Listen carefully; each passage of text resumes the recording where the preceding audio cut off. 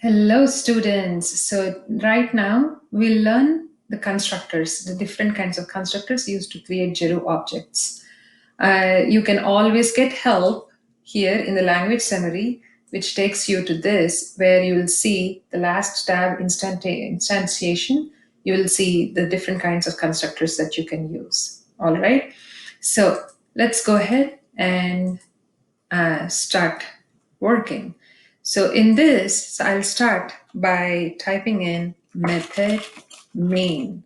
Whatever we do here is the main method, where main method is used to instantiate objects and call on methods.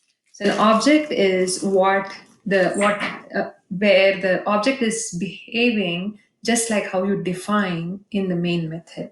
So and many objects are created using that. So that Jeroo object was already created for us, and we are using it. So we are going to instantiate one such Jeroo object by saying, I want an object just like Jeroo. That's what we mean. So Jeroo, let's say Bob, is equal to new Jeroo.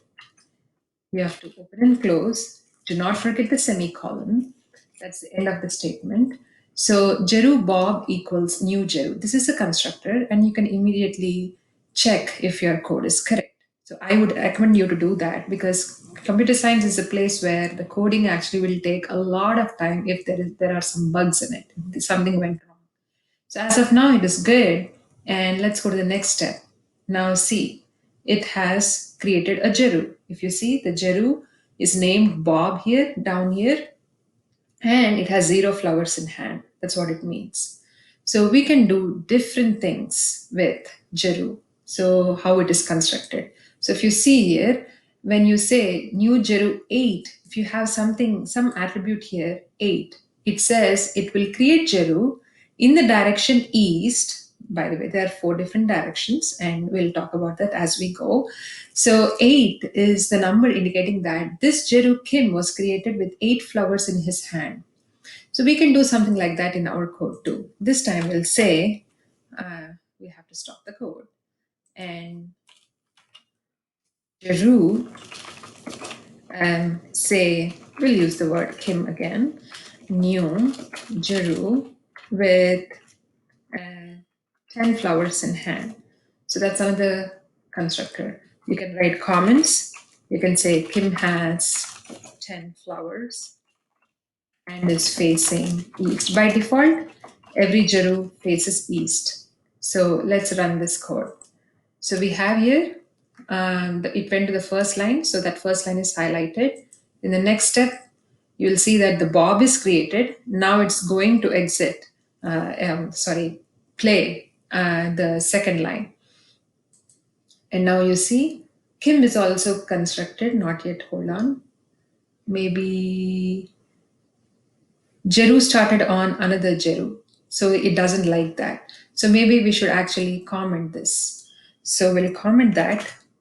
See, that's the reason why we have to check at every step. So there'll be no mistake later on. Now it will work.